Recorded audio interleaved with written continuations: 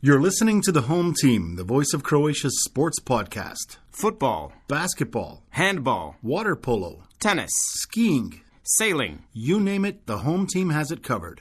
Hello and welcome to The Home Team. This is our first video podcast. So far we've been audio on the HRT website and YouTube. We're going to be bringing you some of the major sports events that happened recently. So I'm Branko Lozančić. I'm Domagoj Ferenčić. And I'm Nikola. All right, what do you guys want to talk about first? Absolutely talking about Dinamo first. Champions League. Champions League. Lost to Bayern in Munich 9-2. What do you want to talk about? Okay, so have to be fair and say Bayern is a much better team. They're in a league that's much better than ours, and fair enough, I will accept that. Talking offline, you mentioned that after a certain while, you kind of lose your... When it's 4 or 5 goal difference, you've already lost it. Well, you lose your concentration, your mind. It's like you start getting frustrated, and then you just concede more goals. Yeah, and I'll accept that. And, okay, fair enough. You got your butt handed to you, you tuck tail and go back home. My issue with the whole thing isn't actually the game and the loss. My issue with it is the firing of the coach. Jakirovic. Yes. Not that I ever thought Sergej Jakirovic was a good fit for Dinamo or should have been their coach to begin with.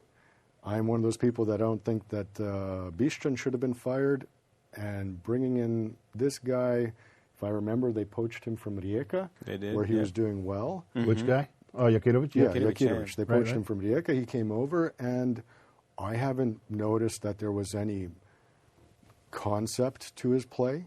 It was kind of like, well, you guys are pretty good, players. Go out there and do your thing. That stuff doesn't fly with me. I don't like that. So I don't necessarily. It's not a shock to me that you'd lose 9-2 to Bayern then if you have no concept of in your play, and then firing him. Well, how are they supposed to... Sorry, I just have to counter. How are they supposed to know when in the domestic league they were beating everybody? They've beat everybody for the last 20 years. Exactly. But where's he going to get his measure? I mean, one catastrophe, and this was a catastrophe. This wasn't 9-2. Absolutely. One catastrophe shouldn't be enough. Or was the next game in They lost 2 league games before that. The domestic league, that's They what lost did to it. Rijeka and Hajduk. So. And they just lost to Lokomotiva 4-1. Right. In Slaven Belupo. Or in sorry, Slaven Koprivnica, Belupo in Koprivnica. That was with the interim coach, yeah. That was in Koprivnica? Yep. And that was his first game as interim coach. Although Sam I've been to Rokerovic, the stadium in Koprivnica, you can't really talk about home field advantage. Is there any field? There's a field, and it's a nice place. I went to see a really good concert there, but it's not like you're going to have like 20,000 fans there. Fair enough. They just don't have a population base for that. But I mean, okay, taking into account the previous 2 league games, I agree, things were not going the right way for him. And then you come in and Bayern smokes you, and you're like, okay. But again, my issue... Wait. Okay, the previous 2 league games, I just brought them up. Rijeka, it was 1-1. Right? That was September 1st. And then the next game, they lost to Hajduk 1-0. In Zagreb. But that's not a huge loss. It's not. But And it's a huge rivalry, and those rivalries can always go any way. Absolutely, but I mean, in again, this is what I'm getting at with the coaching decisions. Here in Dinamo, we have a situation where it appears that you can win the league, you can win the cup, you can qualify for the Champions League, but you, let's say, lose 1 game to Hajduk, you're literally on the way out as a coach. We've seen so many coaching shuffles in Dinamo, and the worst thing about it is bringing back people that you just fired 6 months ago or a year ago. Well, either he's a good coach or he's not a good coach. Right. And setting even that aside, I get back to my core issue is that I did not see any design behind his coaching. There was no play. I didn't see anything concrete. With Bišćan, I did see that. Now, granted, Bišćan had a very also embarrassing loss against Ajax in Athens. Right. Because they were winning, 2-0 going into the last couple minutes, and they lost 3-2. But again, if you've got good play, if you're doing well, I don't see why you're so quick with the trigger on that. Let things develop. Let a guy actually coach a team for God forbid, a full year or a year and a half. Yeah, he was there for 13 months. You know what I mean? Like that's kind of my point about that, and I take issue with that. I don't think that's smart for the club. Well, the club has a history of switching coaches when you wonder why they switched them. I mean, for years they would have the championship in the bag, and then with 3 games to go, they'd fire the champion or the coach, and they'd put in one of these duty coaches, which they always have on call, and the guy would come in for. Often it was Mamic's brother Zoran, and then I think Krunoslav Jurčević. He was in there. Kuže, the other guy with the mustache, they had the gambling problems. Like they would put them in for 3 games. Yeah. And that was it. It was like they didn't want the other coach to celebrate the win, the championship. Yeah, I can't make sense of it. I don't know. I have suspicions as to why they're doing it, but the point being is I don't think it's good for the club. I don't think it's good for the team in terms of continuity and getting a certain... identity, or I guess they have that identity as being the premier team in the league. But well, I think more in terms of identity and your style of play. That's it, yeah, right? that's I mean, look... Everybody knows when you talk about, I'm going to date myself now, but when we talk about the Lakers of the 80s, we all knew it was the run and shoot. That was their identity, let's call it, right? I don't see that this has been given a chance. A classic example is Nenad Bjelica, who led the team from 2018 to 2020, I believe. Well, aren't they talking about bringing him back now? I think the bookies have him as the main guy. What's the odds? I don't know. I didn't read the odds. But they had a bunch of guys. But yeah, he's the favorite. Yeah, Nenad Bjelica. Which to me would make sense, right? He had good results with them. He's a good coach. He actually establishes a style of play. Yeah. So why'd they get rid of him? Again, was he not making a power move or something like that? Didn't he want to bring in some more of his? I don't know, but again, for me, in terms of player acquisitions, sure, okay, the upper management has its say in this and that, but I mean, coach has to have a say on what who he's playing. Yeah. Because you've got a system. You can make the football analogy. If you've got, I don't know, if you've got Derrick Henry, you're probably not looking to do the run and shoot, a completely passing offense. You probably want to use this 250-pound beast that can run like a truck. Right. Well, Dinamo's next opponent in the Champions League is Monaco. And Monaco isn't doing so bad in the French league, and I don't think the French league is something that you can really brush off. They're tied in first place with Marseille and Paris Saint-Germain, 13 points. So it's going to be interesting to see what happens there. I think that they're just... Okay, I agree. Coaching, you need consistency, somebody with an idea. But also I think that their heads are in the wrong place now. Like after these losses... They start getting frustrated, making mistakes. Then they worry if they concede a goal. Oh, God, here it comes again, But I think, I guess if they change a coach and he can pull them out of that mentally, they can probably, I don't know about the Champions League, but at least in the domestic league. In place by then, though. One would hope, but... Yeah, that's October 2nd. That's coming up in a week. Yeah. But, I mean... Given what's happened in the last couple of weeks with the club, you would think that this would be an opportunity to give a bunch of young players an opportunity to prove themselves. Right. Pull out those young kids and let, because look, they're hungry for some time on the pitch. They want to prove themselves. They also want to establish themselves and, have a career and whatnot. This is a great opportunity. Here you go. You kind of have nothing to lose anymore. Anyway. You got nothing to lose. Put them out there and they're 4 points back behind Hajduk and Rijeka on top. Yeah, I mean, look, the season is far from over. And Varaždin could catch them with another win. And if they don't win the next one, Varaždin could catch them.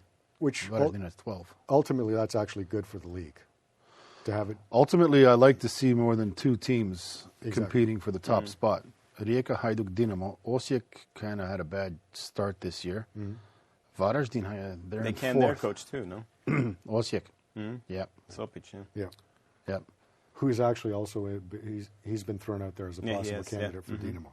Yeah. Which, again, I wouldn't understand. I mean, you're taking a guy who just got sacked from a team because they had a really bad start to their season. Why? To putting him into the team that has the most pressure out of anybody. Exactly. So none of that makes sense to me. All right, predictions for Dinamo Monaco? My prediction would be the following. If it's an interim coach and he doesn't have, let's call it, the nuts to put in a bunch of young guys to have them go really, in there with a, serious desire to prove themselves, it won't be a debacle. I don't see 2 debacles in a row, but I think it's a loss. If he goes in there, if he actually has, the nards to put in a bunch of young players who are going to, literally take all of that pent up, I want to play, I want to, make something of myself, I think he got a chance. To win? Yes. Yeah? You? I'll go and say 2-1. 2-1 for Dinamo. Really? Why not? I don't know. You've been drinking this morning, huh? I think the maximum we can hope for is a tie. Yeah. A draw. 1-1, 2-2, but most likely Monaco's coming to win. Well, after 9-2, I think they definitely are coming. After 9-2, I think they're coming to pad the stats. Well, if they can, yeah, I'm sure they'll try because they want a higher goal difference. But I don't see whatever this coach can do. What can he do by October 2nd? Well, this it takes some time, right? Yeah. Okay. Fair enough. But even that, if he's if he's officially named the coach, an interim coach can't do anything. Well, yeah. Right. So if it's an interim coach, that's all you can do is put in the young guys and let them have their go. And I think there's a chance with that. But if it's an interim coach, it's not like you can tell the older guys blah, blah, blah, blah, blah. You can't tell them anything. If it's a new coach, okay, there's not much you can do in a couple of days. Let's be honest. Yep. So. Yeah. All right. Let's move on to the national team. Ooh. We have the Nations League. So Dalic Name the 25 named guys. the 25 guys. But before we get into that, let's talk about the first 2. Actually, no. Go ahead. So who are the guys? Who did he name? Any surprises? The big one is Mislav Oršić. Right? He's back. Yeah, back on the team. So he said yesterday, Dalic said yesterday, they'll obviously give him some more options on the wing because he's had some screamers. I like his play. Oršić he's a dynamo, man. I think he's fantastic. Yeah. I super like his play. He's been dealing with, I think it's a knee injury, and that's why he's been. His team in Turkey says it's not such a big deal, apparently. Yeah. So, but I think he's fantastic. I like people who literally come in with the mojo of maximum effort. Yeah. And I've always respected that. And to be honest with you, he creates chances, and a lot of times he capitalizes on the chances himself. So absolutely, I'm absolutely for that. Yeah. Action brings action. Action brings action. Exactly. You gotta. Well, he is kind of old, right? 31? Yeah. Yeah, okay. Yeah. Not necessarily that old. I mean, we've seen other players. Me, he's got that body type that can go for a while. Yeah? I don't know. Well, let's talk about Matanovic. I like him. He, we lost to Portugal 2-1 in the first round of the Nations League. But Matanovic, that was the first time, that was his debut. Yep. He plays for Eintracht in Frankfurt. 21-year-old kid, yeah. 21-year-old kid. He had so many shots on goal.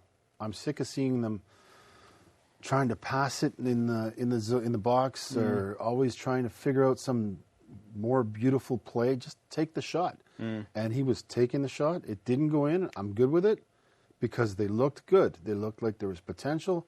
You just polish them a little bit more, and they're all going to go in. He scored last weekend for Eintracht. So I think this kid, we haven't seen a proper striker in Croatia on the Croatian team for a very long time. Yeah. And I think this kid is going to be great. And I hope he will. Was that his first cap for the team? That was his first cap. That was his debut. Nice. Yeah, I'm totally on board with that idea of putting the ball on net because we do have that problem of constantly trying to come up. We're trying to outsmart ourselves, basically. Just play the game, put the ball on net. You can't score if you don't put the ball on net. And I don't care if he misses 50. If you're constantly pressuring their end, you're actually doing part of your job. Oh, yeah. I want to see a shot, though. I want to see shots. How many times do you watch the game and you're like, shoot? Exactly. Oh, and they try to absolutely. pass it. They try to do some heel or something. Yeah, it looks attractive when it works, but it usually doesn't work, right? Well, I think Take the shot. That's what Modric does from the outside. yeah. Yeah, he's good at that top of the box. Yeah. But I think there's also something. I think there's something psychological about that. We've had for a long time people who literally don't have the courage to take the shot because what if I miss? It's like it doesn't matter if you miss. No, if I we're agree with pressuring that. their end, there's a lot of things that You can know happen. what they say? You miss 100% of the shots you don't take. Exactly. Yeah, that's true. No, Yeah. there's a reason. There's all these sayings in professional sports. You know, you can't score if you don't put the puck on net. Blah blah blah. There are all these things because they make sense. Yeah. Right? No, if you're taking shots on their net, it means they're not taking shots on your net. That's the first thing. Second thing, there's a bunch of things that can happen when you take a shot on net. You can miss, you can score, you can have a rebound, create other Well, look opportunities. at Modric when he missed the penalty. Stuck with it, got the rebound, put him right in. Yeah. So there you go. Yeah. I'm absolutely amped to see how he's going to develop and how they're going to use him. All right, well, our next game is against Scotland, Yeah. right? Yeah, that's That's in Croatia. yeah. Let's just check out is, yeah. the venue. I think the venue is probably It's it's here. Maksimir. It's Maksimir, in yeah. Zagreb. Yeah. No, I thought they were going to play in the Rudeš from the 500 seat. But and then right after that, 3 days later. Yeah. 3 days later, we're facing Poland in Poland. in Poland. Yeah. Yeah. Yeah, and the venue for that isn't Maksimir. No. It's the Narodovi Stadium, National Stadium. Yeah. How many people do they got? Hold on a second. Probably 20. Narodovi? Narodovi, da. Wouldn't that be People's? Yeah, I guess People's Stadium. The People's Stadium. The People's The Stadium. people have spoken. Yeah. Yeah. Okay, So- hold on a second. We can't fly over that. We have to be aware that the last time we had any serious games against Scotland, we did not do well. We embarrassed ourselves. Yeah, I don't think we're going to have a problem with Scotland this time. I don't think so either. I think it was a coaching issue. I think Stimats was the problem back then. Was Stimas the last time we played them? Yeah. Oh, Yeah. Really? Yeah, that was when he got sacked and Niko Kovac got brought in. And I don't even know why he got brought in, let alone sacked. Well, I agree with you. I never thought Stimats was the right choice for national team coach, but we did not do well against them the last 2 times we played. I agree with you. I don't think it's a problem. I think Dalic has that all under wraps. I think he understands the important part about sports. It's a Well, Dalic outlined the goal for the national team, the upcoming goals. First one in the Nations League is to remain in the top tier. Sure. yeah. And then after that, qualify for the World Cup. So they're saying that in October, we have these 2 games, 12th and 15th. If they do well, we can already secure the first goal, remain in the top tier. Yeah. Because the Nations League actually lasts very short, at least this group phase. So we're looking at maybe fulfilling that goal, and then we'll see how far they go with that and how much they're actually going to try. Because from what I find that a lot of countries don't take it seriously. Nations League. Yeah, Yeah. right. I think it's fair to say that every country takes their continental and the world championships much more seriously. Yeah, I mean, it's nice to see. I like the fact that they have these tiers and that we're coming up against a team that is of some sort of quality, Oh, absolutely. as opposed to watching us play Andorra. I know who's going to win, right? Croatia playing Andorra. Andorra knows we who's did gonna tie win. with them once. We did, yeah. Yeah, I got to burr up my backside about that because we play. This is where I think Dalic made a step above. We used to play Andorra and we'd win 2-0. Well, we would play down to the lower teams Exactly. and we'd play up to the higher teams. Exactly. And yeah, I agree with that. It's a Croatian wide phenomenon. Goran Ivanišević would beat Pete Sampras, but would lose to world number 153. And Yeah. we had the same. It's replete throughout all of our sports. There's something about the mentality. We have to get more and more coaches like Dalic, Ratko Rudic, Ivica Tucak in water polo now. We need these guys. Lino Červar in handball back in the day. I'm not so sure about Červar. And again, people say whatever they want to about him. That man produced results. The team produced results when he was coach, yes. I saw there was a game, I forget who we were playing. They take a timeout and they get into like a huddle. Yeah. And one of the players injured. He couldn't play. He was in the hospital. And, there's like 30 seconds left, and he's got to tell them who's going to go where, who's going to take the shot, who's going to set up what. And his idea was for so-and-so who's in the hospital. And, like, Dalic just turned around, smiled, didn't want to say anything. Okay, he has the results. You can't argue that. You can't argue with his The other hand, for the guy in the hospital, I don't know about that. Bad call. Even the best coaches have bad calls. That's not a call. It is. It's you're playing on their emotions. It's not. It's not. You can do that. Maybe you could. It's like do it for Johnny. Basically, it was do it for Johnny. No, it was do it for the Gipper, man. The Do Gipper. it for the Gipper, right? Okay, maybe you could do that in college ball. Although they still kind of do that to this day. But let's say that's a high school peewee level thing, right? I agree with that. But the fact of the matter is that guy, nobody has better results in handball than him in terms of Croatian coaches. And coaches like that who get this winning mentality so that we don't play Andorra 2-0. I'm sorry, we're a team that we're supposed to hammer Andorra, and we're supposed to get all of our second, third. We got third. That's something players. I'll give Dalic. I'll give it to him because he has transformed the Croatian national team into a team that people don't want in their group. Absolutely, they're like, Croatia's coming, but it took Blažević and everybody else between. Some did more, some did less. Dalic came along, 2 World Cups, he played great, and now our players, they used to look back at the 98 team that placed second. Third. Third. And third. Yeah. We played third. Third. Yeah. And they didn't carry on this. They didn't keep the attitude of, we're Croatia, we're coming for you. Exactly. Right? Yeah. Now, the boys, the young ones coming up, they got the attitude before they've even played a game. I'm Croatia. I'm coming for you. Yeah. Yes. And everybody else sees it, and now they know we're coming for you. Okay, European Championships, we could have did better. But you can't win everyone, right? Fair enough, but there's a inherited mentality now absolutely. in the team. You have a tradition, and the players feel an obligation, and they take that stuff seriously. And I agree with you absolutely 100%. I would put that down to actually Slaven Bilic and him. I think Slaven Bilic was the one that initiated that idea that, hey, look, you got to play at your level all the time, not at the other team's level. Yeah. Because it's great when we beat Germany because we play at their level back then. But it sucks when the next week you lose to Scotland because you played at their level. Yeah. And I'm not trying to diss Scotland. I'm just saying it was a statement of fact. We were a better team. We had the better players at the time. To be fair, that there was a year, I think it was European Championships or World Cup. Scotland didn't qualify, and there was a pub in Scotland, and they said, well, who are we going to support? Because we have to support somebody, because you can't drink beer and watch football without supporting somebody. Exactly. So they decided Croatia, and they had flags, banners, jerseys, everything, and there was like, Croatia's their team, because they're not going to support England. Yeah, they can't do that. Yeah. Well, no, I have loads of love for the Scottish and for their team, and I remember back in the days of I think it was John Collins, their midfielder. I think they'd made the World Cup or something like that. I was rooting for them. I was like, well, I'm a huge fan.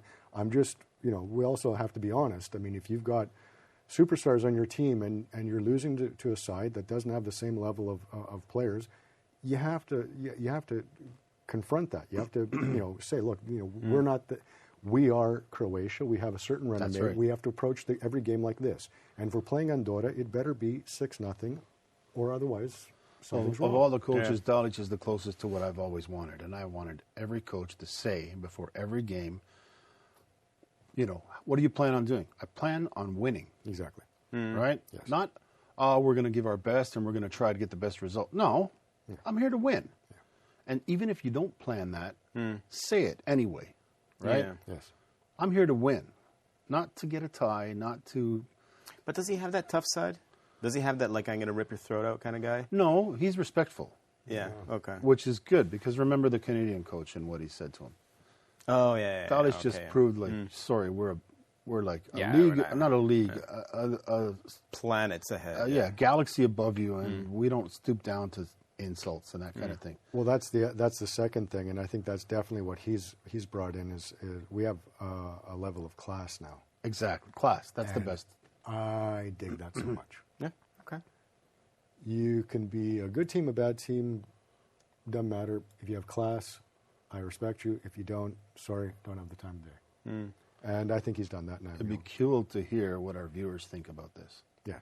I'd love to hear comments under the video, if you can comment, and tell us what you think. And then if there's any interesting responses, we'll talk about them next time.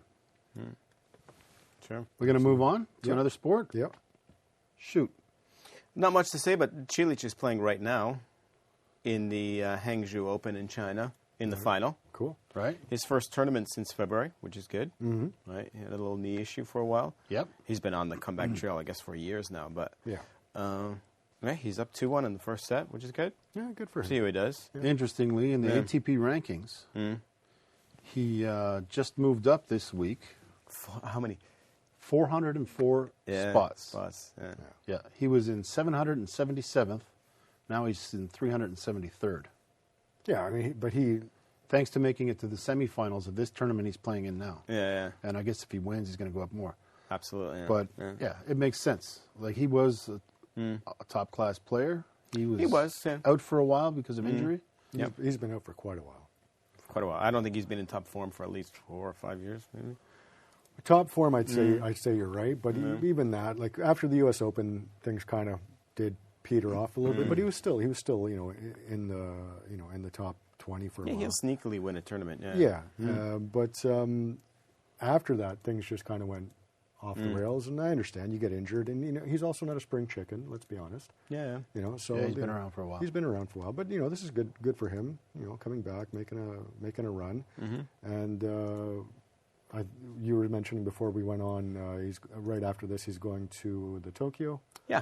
The Open in Tokyo, which, I think everything he does now is gravy. Fair enough. Yeah. You mean he's not burning to get the big top results anymore, or what? I don't think that the drive or the desire is gone. I might question whether the body can hold up. He is a little bit older. He has had some injury issues. But in terms of a guy that I've always had a soft spot for Marin Cilic. I was at a lunch, a little bit of a tangent here. I was at a lunch with a bunch of suits and important quasi people. And people were talking about all these famous people they knew. And one guy was mentioning how he ran into, this is a foreign diplomat from somewhere. And he was talking about how he ran into Marin Cilic at the... I think you told me at an airport or something. No. He was getting paper. He was literally doing his personal ID card. And the guy looks at him and he's like... And he goes, I couldn't believe it. Like, he actually went there by himself. He didn't have part of the entourage go over and He's take just a regular guy. Just a regular Joe.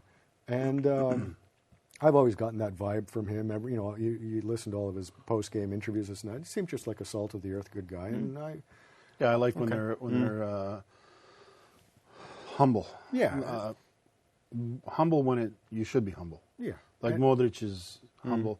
Janica Kostelic, humble. Super. They would ask her, how did you do it? She said, what do I know? I just did it. Yeah, exactly. Yeah. And that was nice. Yeah. So I got a soft spot for him, and I hope he keeps going. And do I think he can get into the top 10 again? No, I don't think so. Yeah. I wish him all the best, but I don't think it's totally realistic. But can he still play for another couple of years and be really effective? Absolutely. If he wants to. I mean, Yeah, sure. Sounds cool. Yeah. While we're on tennis, let's talk about the Olympics and the women's singles. Yeah, absolutely. Donna Vekic takes the silver medal Good in honor. Paris, Yep. and she was quite impressive. Like, I like everything about her. Yes. Yeah, she gave it everything she had. She. Yeah. It was nice to see. Yeah. Well, when she was playing that Ukrainian, I forget her name. Yeah, that went late. Yeah. The game lasted forever. Yeah. And she was on like her last ounce of strength. The Ukrainian chick was like getting frustrated that she's not losing already. But she'd keep saving every ball, and then in the end, she won it. Yeah. Luckily, the next game was very short. She won quickly, and then she went to the final where, she just had no chance against the Chinese. What's her name, Zheng or Zhu Zheng or something like that. Yeah, the top Chinese chick. Yeah. She's won me over entirely. That whole run, I always kind of, let's say out of the corner of my eye was following, but that whole run at the Olympics, I have such a soft spot in my heart for her because she played, when you know that somebody's actually playing for the country because it means so much to them. Yeah. That, I could feel that. You can feel it coming off of her. And it just seems like it couldn't have happened to a nicer person, to be honest. Just a really good. Yeah, kudos that was, to her. that was the vibe that I got. Well, she also had the Wimbledon right before the Olympics. Yeah, where she did also really She well. did great. Yeah. Kind of like a good run, Yeah. And then after that, she made it to what, the quarterfinals? She made it. Yeah, she made it to the. I think it was the old is she semis or quarterfinals or semis, and it's. Do I want to say Monastir? No. Well, while Nicola's on that, she's moved up one spot in the world rankings. She's 20th now. And she's only 28. She's got some years ahead of her. Yeah, I think she can still do well. Yeah. I mean, especially at the level that she's playing right now. Yeah. I would argue that this is the best she's ever played in her career. Yeah, And I think, she's hitting the stride there. Yeah. And Well, tennis players, they kind of flourish I don't know. a little later than other sports. I don't know. In WTA, I think they tend to go a little bit. Although again, you can't. Hard to say that because then you've got the Williams sisters who could still be playing today if they wanted to. Yeah. Martina Navratilova. I'll date myself, but Yeah, she played forever. she played forever. Yeah. She even came back and played doubles for a while. Yeah. So maybe you're right. Maybe they're a little bit late bloomers, I guess, in the sport. Fair enough. Yeah. Anybody want to bring anything else up? Just something that to keep an eye on going forward is the handball and the water polo. So Right. Champions League both, and started, if I remember correctly, we started, Zagreb lost to Kielce in Poland. Yeah. And although, to be honest with you, again, I think Zagreb, in terms of handball, we just don't have the pocketbook to get the players that you need to be able to be competitive, really competitive in that competition. I think that's not being, it's not dissing Zagreb, it's just a fair assessment. But, we'll keep an eye out for that. And for the water polo, I don't think it's an understatement to say that Croatia is, in many respects, a powerhouse in water polo. And Jug and Mladost did not make the top tier of Champions League. However, Split did. So we do have a team in there, and we'll be keeping an eye out for that. All right. And touching upon one more sport, which I just brought up on the HRT website, Croatia is the world champion in fishing with a line and a bobber. Sweet. It happened. Sweet. The Croatian national team, As a team. the national fishing with a bobber team, won the world championship in the 70th world championship held from September 16th to 22nd in the French city of Béthune on the Dar Alabasse Canal. Oh, Lord. 27 countries took part in this thing. Our coach, We got a coach. This is awesome. we got a A coach. team and a coach. Martin Vrčković, captain Damir Škorić. Logistics were Christian Kosmacin, Josip Vrčković, and Krunoslav Logistics, Lešić. I like that one. Yeah, that's cool. Yeah. Yeah. And along with the team gold, Matija Kraševac won the individual bronze. Whoa. Yeah. All right. So It's all fresh water, obviously. Yeah. That's a good question. They gave you a canal. They didn't Yeah. give it, right? Well, the canal may have seawater, but anyway, they're okay. fish, man. It's a bobber and a line. Okay. First of all, kudos to them. Absolutely. You got to give them a Congratulations. shout. Yeah, absolutely. Right? 'Cause Congratulations. they're taking part, and they're wearing the national colors. Absolutely. No way. Yeah. Well, I The mean, checkers or what? there's like a Croatian coat of arms in there, and they're Maybe their bobber has a checker thing going on as well. I don't know, like that might. Be against the rules? No, it might, affect the fish. Because the bobber is like darker on the bottom, lighter on top, and all that. Well, like I said, kudos to them and congrats. There's a picture of them holding the trophy. I do have questions, though. I have What kind of questions. question? My first question is how do you coach? What is it? Fishing with a line and a bobber? Yeah. Yep. Fishing with a line and a bobber to me sounds like when I used to live out east in Canada, slang for saying to your buddies, "Let's go out and try to pick up chicks at the bar." Well, come on. That's what it sounds like to me. You didn't have a world championship, though, did you? No, we didn't. 27 countries. We're in Antigonish, Yeah, Nova and Scotia. it's not from yesterday. This is like, what, the 70th one? Or 70th one. Yeah, This there has you been go. going on. No, like I said, I absolutely kudos to them. If I see any of them, I'll buy them a beer. I appreciate representing the colors. Absolutely cool. I do have questions, though. How do you coach? Yeah, logistics makes more sense. Do it for Johnny. How else can you do it? I don't know, man. Catch that fish, man. That to me is awesome. That's sublime. The most champions were French. They won 16 times.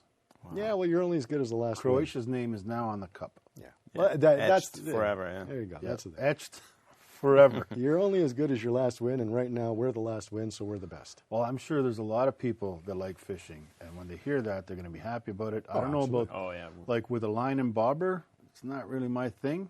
Yeah, I got to figure out what that is. It's just, No, I think it's like, well, remember the old bobber? yeah, the line. Red and white? Yeah, exactly. But do we know that for sure? I mean, we got to check the rules now. Oh, I'm sure there's a set of rules. I'm sure there is. Maybe the coach makes sure that they're in line with the rules. Well, don't put that worm on; it's too big. Is there way in the worms, keeping it all within the regs and specs? Okay, we had a little laugh, All right. but they did win. They're No. from Croatia, so we have to respect that. Absolutely. Like I said, if I run into them, I'll buy them a beer. There's a Good on Croatian them. Sports Fishing Union. That I know. believe. That I know. And they're- Actually, the picture on the website comes from the Croatian Sports Fishing Union. It's all them with medals around their necks, holding up the cup, and this dude that took the bronze also has Actually, the hang on a bronze. second, because my neighbor down in Easter actually is, he won the Croatian, he might be in there. Well, he won what? At the national level, he won the, and again, I don't know what discipline, Yeah, I 'cause don't know. Usually they do the ones when the line goes down and they wait for like the bottom feeders. They get the carp and all that, Yeah, and they get huge, Yeah. right? This is line bobber in France on a canal. I don't know if it was. Okay, well here, we only had 31 negative points, and 20,000 kilograms of fish were caught by Croatia. I'm hoping that's catch and Jeez release. Louise. Or is this 20.006 kilograms? I think it's 20.006. Because They probably say, you got half an Yeah. hour, go. 20,000 would be like that scene from Superman when Superman freezes the lake and then drops on top of the fire, put the fire. He wasn't Croatian, was he? No, he wasn't. Maybe he was. Maybe Maybe he's got some kind of. He's got a mother aunt. Wasn't his name was Kal-El, right? Something like that, yeah. He was like from another planet or Yeah, something. Kal-El, that would be. It's from another planet. It's from Krypton, but yeah. Yeah, well, there was like an earthquake, and his dad sent them in a meteor. Exactly. But maybe it was Kal-Elkovic, but. That's what I'm saying. Yeah. All right, anyway. Sweet. 20 kilograms, 20.006 kilograms. I read it wrong. And the Italians had 40 negative points, and the bronze went to the French, who had 43 negative points. I don't know what a negative point is, but I don't know. The important thing is that we beat the Italian and the French. That's beating very the important. Italians and the French is always good in every sport. Exactly. Especially the French, because we tend to have a problem with them. We do. In football and in handball. Yep. Yeah, absolutely. So, we got you in fishing. Yeah. All right, we're going to wrap it up. Yeah. Let's do it. All right, that's it for this edition of the Home Team. If you have any comments, leave them. We're going to set up a Twitter account or some way where people can send us a message and maybe even get involved in the show if we ever go live. That would be interesting. Yeah. But I don't know we can do that right now. And so for the Home Team, I'm Branko Lozančić. I'm Domagoj Ferenčić. Nikola, and we'll see you later. See you next time. Catch you on the flip side. You're listening to the home team, the voice of Croatia's sports podcast. Football, Basketball, handball, water polo, tennis, skiing. sailing. You name it, the home team has it covered.